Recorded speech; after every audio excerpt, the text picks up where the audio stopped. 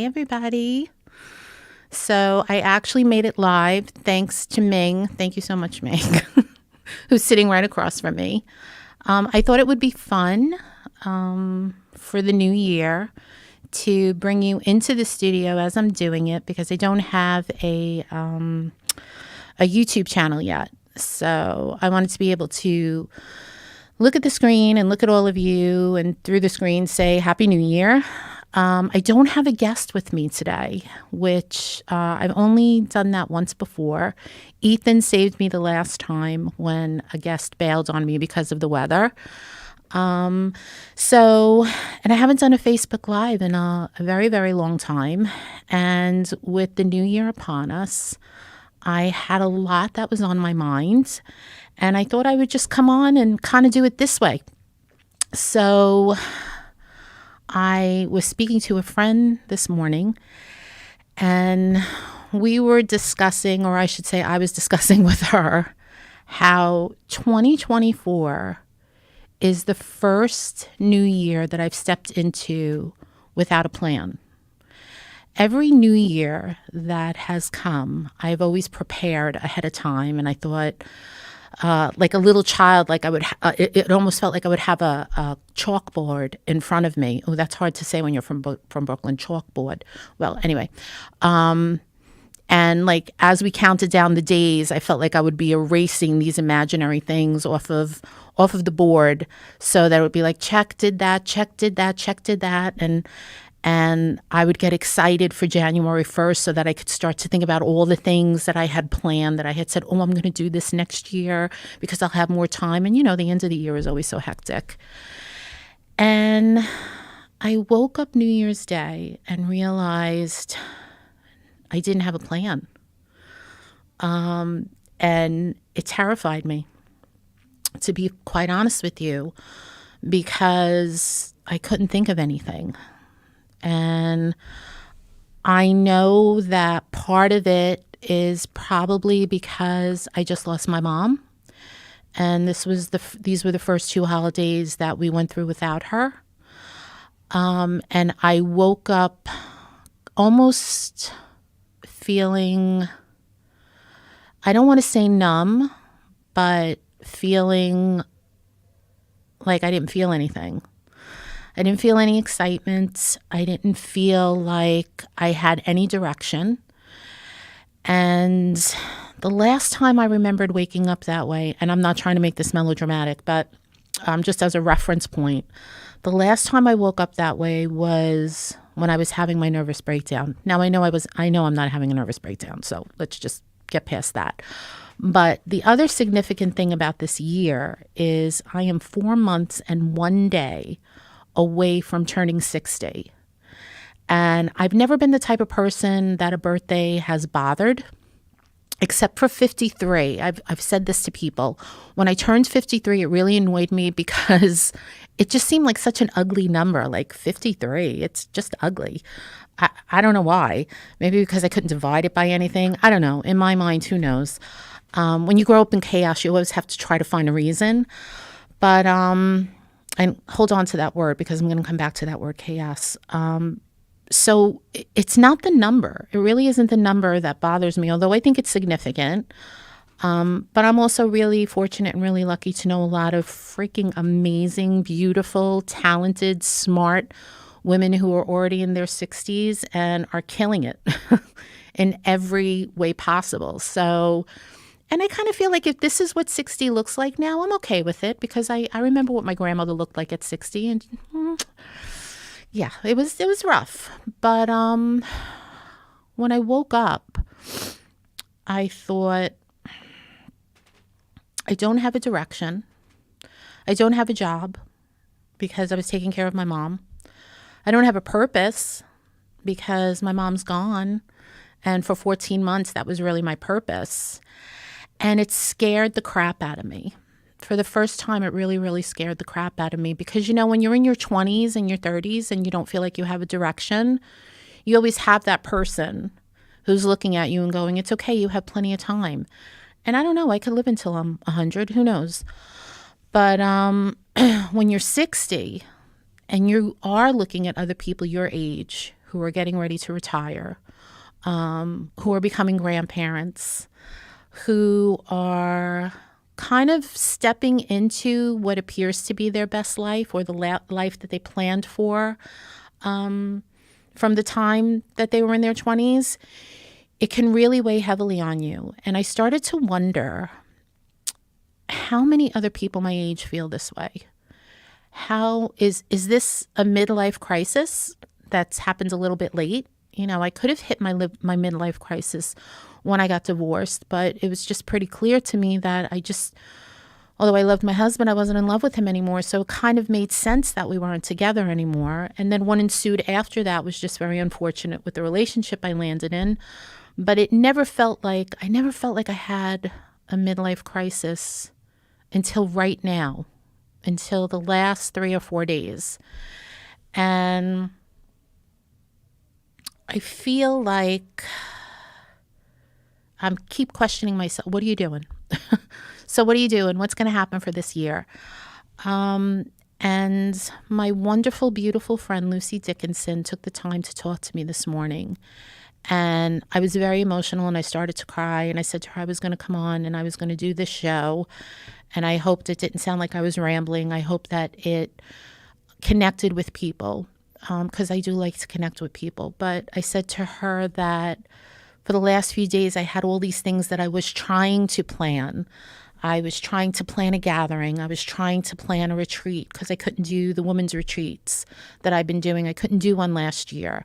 And I did have all these ideas, but I didn't have the passion that I once had. They didn't bring me the joy that they once had. And I was struggling with whether or not it was grief, whether or not it was fear, or if I was just tired, if I was just really, really tired. And we got into this amazing conversation, and she said something that really hit me. She said, Maureen, people forget that they're human beings. We're not human doings. And I said, what do you mean by that?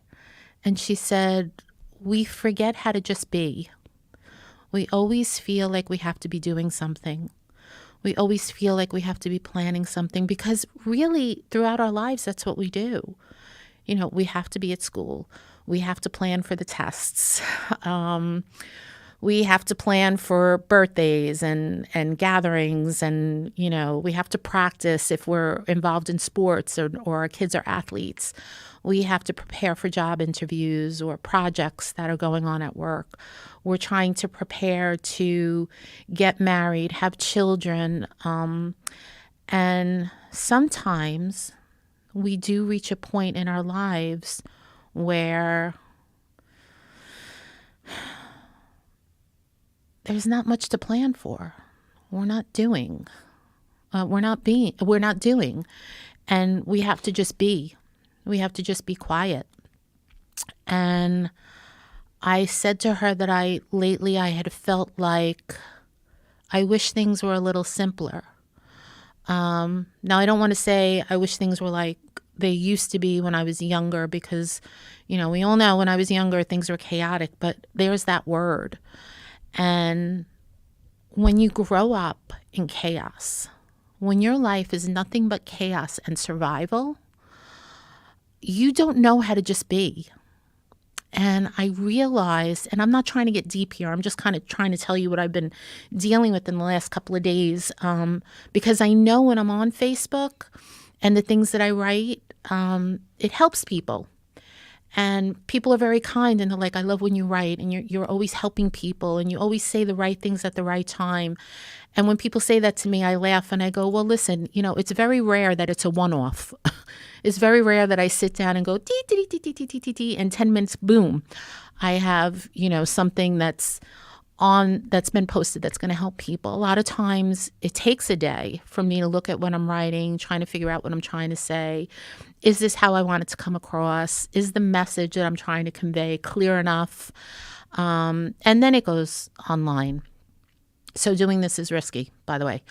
But I realized that I don't know how to just be. And And I hope I don't get emotional, but I have a feeling it's coming. So Ming, don't laugh at me because, like I said, he's in the studio with me right now. I don't know how to just be.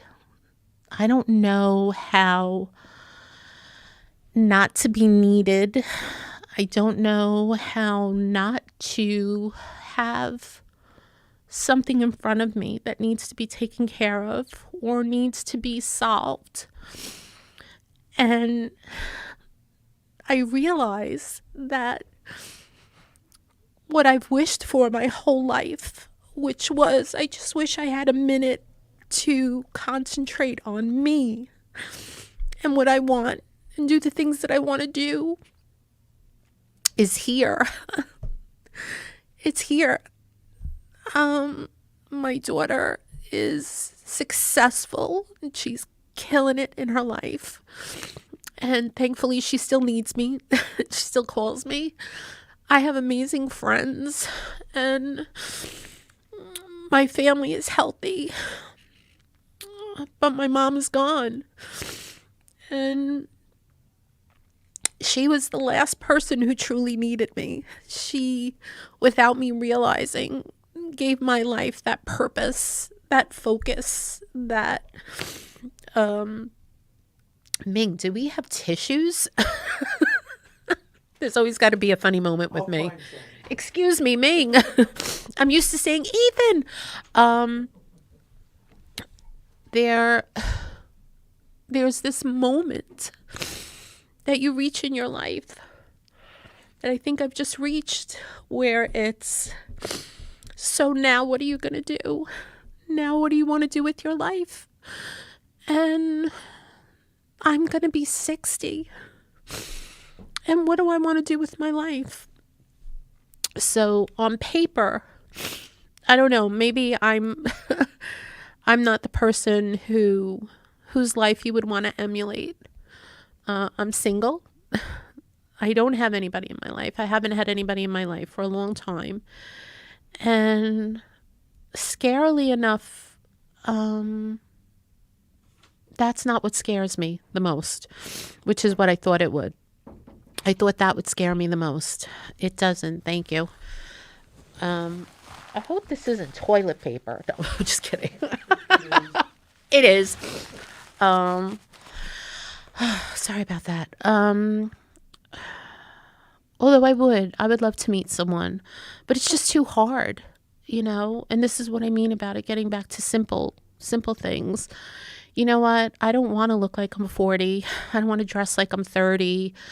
I want to be 59. I want to be the person that I am. I want to wake up some days and not feel like putting on my makeup and being comfortable with someone. And then on the days that I do dress up, I want them to look at me and go, damn, she still looks good for her age. So I don't have anybody in my life, which would probably make me feel like I have someone who needs me. Again, my daughter is doing great in her life. My brothers don't need me. They have their families. And my friends have their lives. And although they fulfill them in many, many ways, they fulfill a lot of moments in my life. When I go home. It's just me. And I'm grateful because there was a time when I went home to someone who almost destroyed me. So I do appreciate the fact that I have the opportunity to go to a beautiful home, and a sweet, comfortable, beautiful little home. And I get to create my beautiful life. But now what? Now what? Where does the joy come from? How do I find that? Am I the only person who feels this way? Because, when you don't have somebody to bounce this off of, when you don't have someone sitting across the couch that just looks at you and says, come here, let me give you a hug. Like, you're being ridiculous. Like, you're just having a moment. So have a moment with me. Let's hug it out. You do wonder, am I the only person who feels this way? Am I the only woman who's experiencing all these feelings and all these emotions? And for what I think I want from my life, am I too old for that? I reach that point where some things will not be attainable? I'm not sure. These are all the questions that have been going through my head. And of course, I love doing this podcast, but it brought me to the next thought, which was there is not enough out there that is for women my age. There are not enough messages. There are not enough people in the media, on TV. Maybe, maybe there are plenty of us who have podcasts, but I don't know all of them. And where is all of the attention for people who are my age? Why isn't the world focusing on what we have to offer? Why do I have to worry about how many followers I have?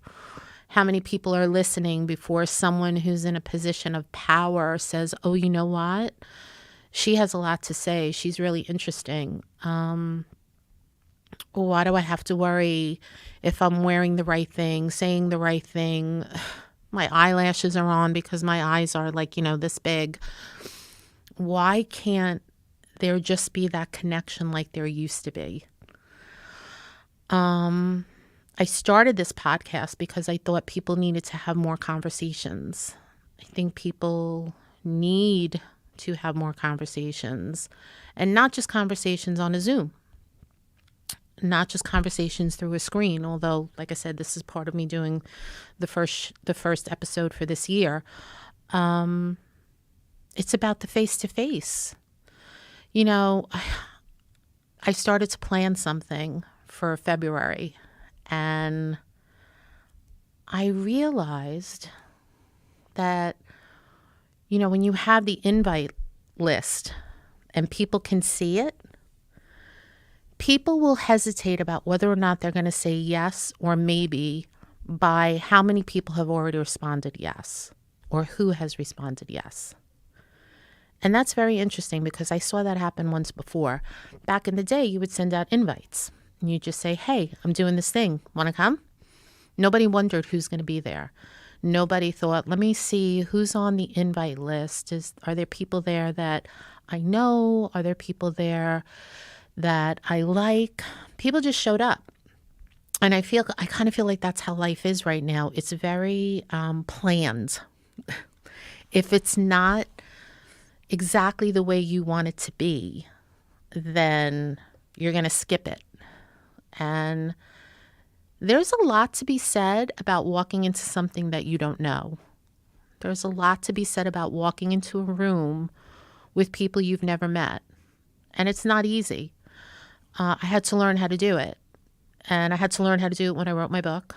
And I had to learn how to do it doing this podcast and introducing myself to people, sitting with Ming and telling him why I wanted to do this podcast and having a very uncomfortable conversation with him.